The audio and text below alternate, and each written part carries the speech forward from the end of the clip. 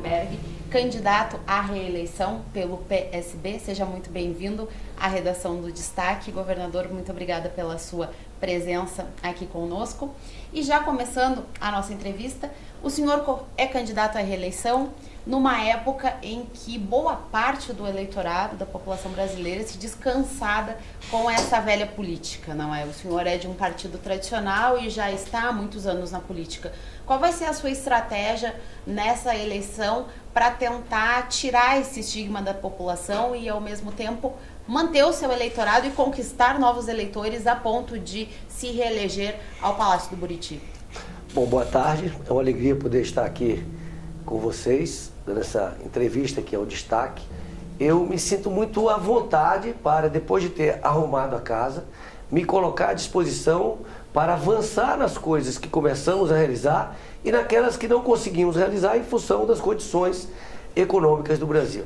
E com muita tranquilidade para me apresentar, porque entendo que o que a população quer neste momento, além de muita sinceridade, é honestidade no trato da coisa pública e responsabilidade fiscal, que foram exatamente dois problemas que levaram o Brasil e Brasília a essa crise sem precedentes: irresponsabilidade fiscal e muita corrupção. E, graças a Deus e ao trabalho dos nossos colaboradores, nós podemos dizer que temos um governo que tirou Brasília das páginas policiais.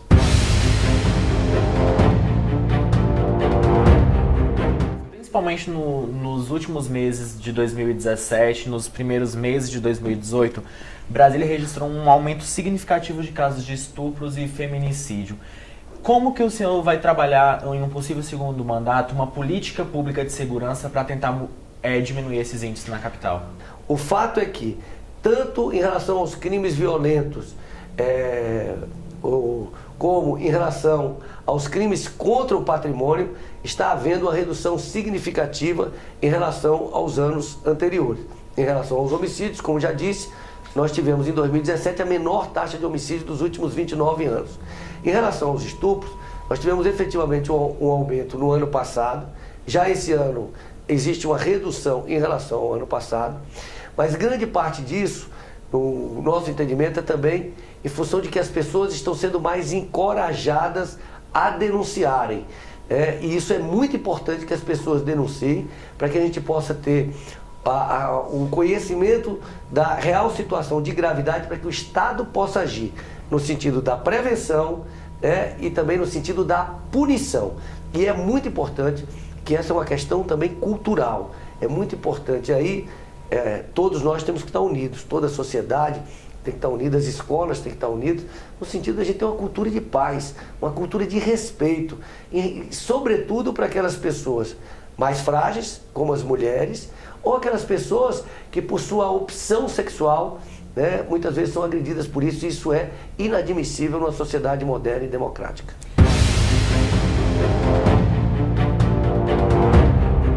A gente sabe que o transporte é sempre um problema, o DF-Trans é um berço de problemas no sentido de fraudes, as filas inacabáveis sempre no DF-Trans, e o senhor prometeu a ampliação do metrô para a região norte. A gente sabe que não depende só de recursos do DF, porque depende de recursos federais, mas ainda não conseguiu sair. Nós temos obras da Copa passada que também não saíram ainda em relação ao BRT. Qual é a solução para isso tudo, governador? Como se soluciona esses problemas em relação ao transporte que atingem toda a população do DF? Olha, nós estamos nesse momento preparando a licitação para a expansão do metrô em Samambaia. Serão 3,8 quilômetros a mais e mais 2 estações. Nós, neste momento, estamos construindo 3 novas estações do metrô, do Cine Brasília, da 110 Sul e uma outra em Águas Claras. E, ao sair dessa entrevista, eu vou numa reunião no Ministério das Cidades para tratar com o ministro das Cidades da liberação de mais recursos para outras expansões do metrô, especialmente a que se refere à expansão da Ceilândia. Agora, nós também inauguramos 17 terminais ou novos ou reformados, terminais de ônibus, implementamos a biometria facial, que vai ser muito importante para reduzir a fraude na utilização dos cartões de gratuidade, seja pelos estudantes, seja pelos deficientes, seja pelos idosos e também implementamos o GPS nos ônibus, o que permite que as pessoas, através de aplicativos no celular, possam saber o horário certo que aquele ônibus vai passar, com isso ficando menos tempo na parada, ganhando tempo e ao mesmo tempo ganhando segurança. O senhor falou de ampliação, Ceilândia, as novas estações que a gente vê as obras na região, na Asa Sul, e o metrô na Asa Norte. Dependemos da liberação de recursos do Ministério das Cidades. Essa é a pauta, nós temos uma pauta com o Ministério das Cidades. Essa pauta é expansão do metrô para Ceilândia, expansão do metrô para a Asa Norte, para o início da Asa Norte e também a construção do BRT ligando o plano piloto à cidade de Planaltina.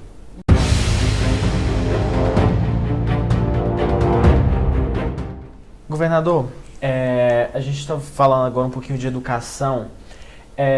O GDF tem uma fila enorme hoje de creches para crianças de 0 a 3 anos. E o senhor mesmo comenta que de 4 a 5 anos existem essas vagas e que muitas vezes não tem a procura. Mas como o senhor pretende, por exemplo, ampliar a oferta nessa faixa etária de 0 a 3 anos de idade, que é quando ali a mãe e o pai precisam sair para procurar emprego? Olha, não existe felicidade maior para um governante do que inaugurar uma creche. No nosso governo já inaugurei 25 creches nas diversas cidades de Brasília. Esse é um grande desafio. Nós temos que estar com o orçamento equilibrado, como estamos equilibrando, para ter recursos para investimentos, para fazer novas creches, para atender as crianças de 4 meses a 3 anos de idade. Porque de 4 e 5 anos, nós aumentamos a oferta desde o início do nosso governo em 35% em relação ao que tinha em 2014. E todas as crianças que procuram o serviço 156, de 4 a 5 anos, estão matriculadas em creches públicas ou creches conveniadas.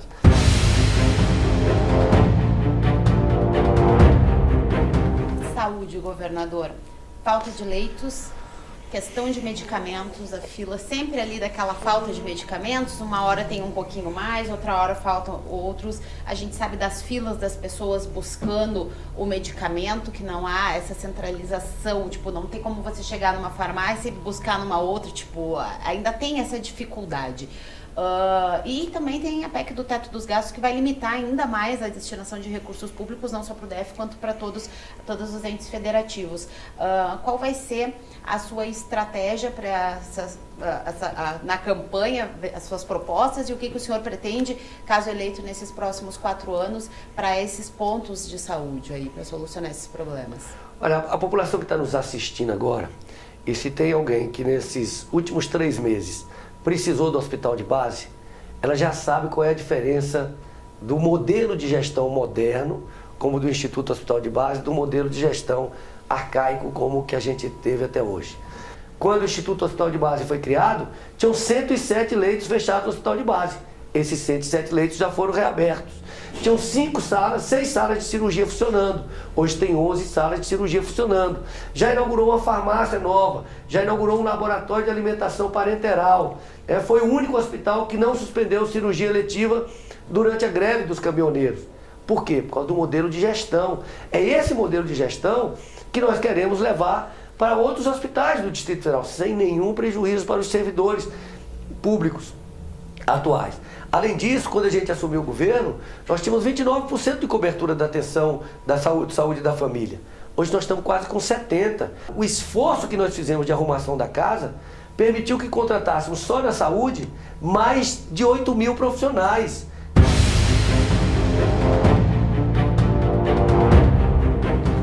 Governador, nos seus últimos 3 anos e 6 meses de mandato, o senhor enfrentou uma dificuldade muito grande junto à Câmara Legislativa, principalmente para votar pautas importantes para o governo. O senhor viu a sua base se dissolver durante esses 4 anos. Em um possível segundo mandato, como o senhor vai fazer para se fortalecer junto ao Legislativo? Por exemplo, a acomodação política será uma estratégia usada no seu governo? Veja bem, eu de fato tinha uma base pouco consistente na Câmara Legislativa ao longo desses 3 anos e 3 meses. No entanto, nós aprovamos projetos extremamente importantes através do diálogo, processo de convencimento, às vezes com a pressão da população, e que foram muito importantes para o governo. A reestruturação do IPREV, que virou modelo para o Brasil. porque nós conseguimos reduzir o déficit atuarial do IPREV, nós também conseguimos criar um fundo garantidor e aprovar a previdência complementar. E fizemos isso sem estresse, sem briga com os sindicatos, através do diálogo. Nós aprovamos o Instituto Hospital de Base. Teve muita polêmica, não foi fácil, mas aprovamos. Demorou mais do que gostaríamos, mas aprovamos. Aprovamos alguns refis, que foram importantes para colocar recursos novos nos cofres do Distrito Federal. Então, aprovamos leis importantes para o setor produtivo, como a lei, o Código de Obras, lei da compensação urbanística. Portanto, eu entendo que o diálogo permitiu que essa relação com a Câmara Legislativa, embora diferente de governos anteriores, ela desse resultados positivos.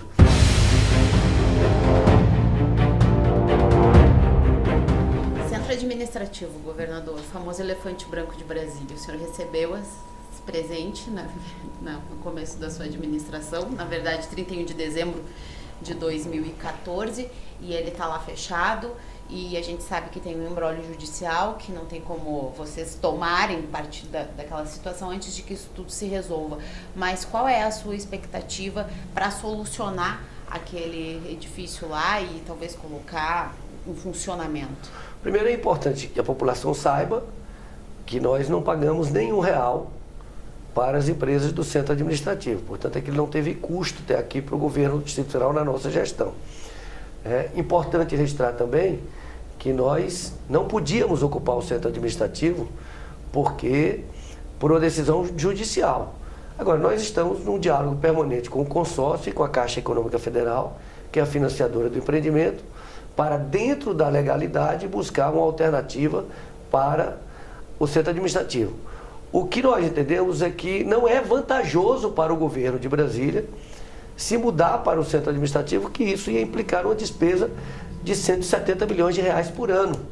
E com 170 milhões de reais por ano, a gente faz coisas muito mais importantes para a população, como, por exemplo, construir creches para as crianças de 0 a 3 anos de idade.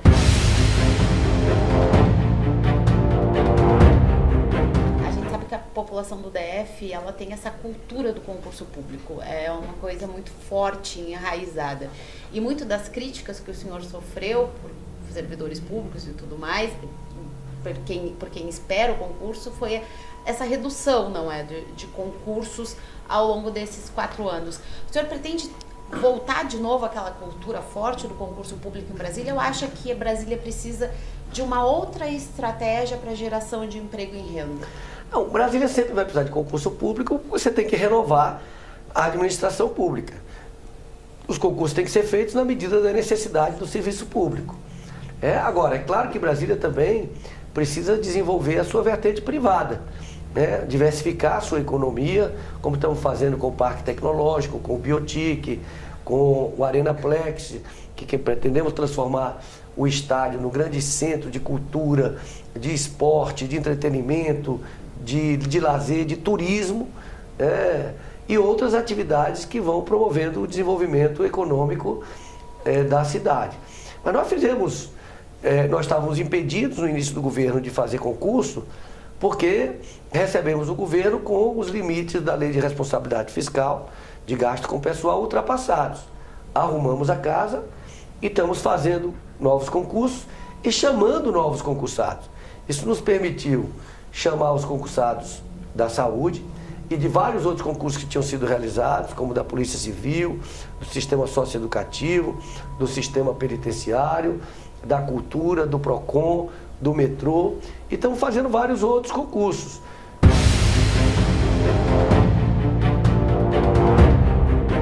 Agora, governador, o senhor defendeu muito durante o seu primeiro mandato, por exemplo, o fim dos super salários em estatais como o SEB, CAESB e o próprio BRB.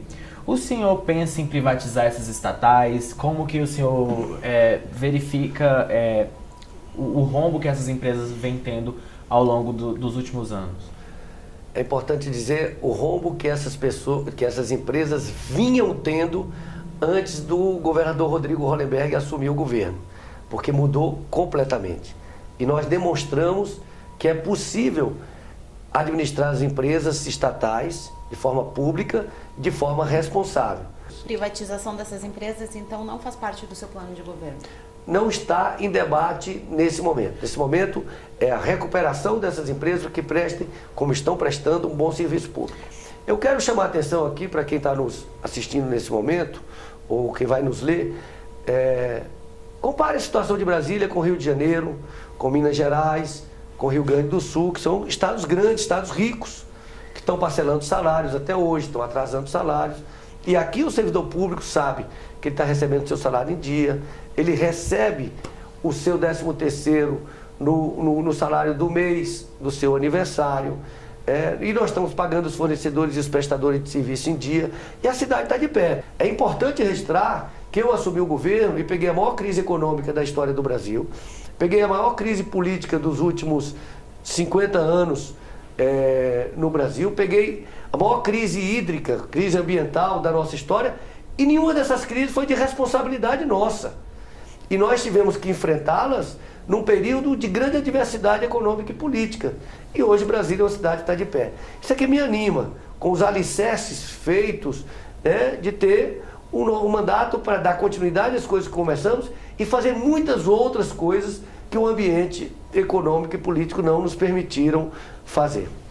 Muito obrigado, governador. Eu que agradeço. E é isso aí. Essa foi a nossa série de entrevistas. E tudo isso e muito mais você acompanha no nosso jornal diário e em destaquejornal.com.br.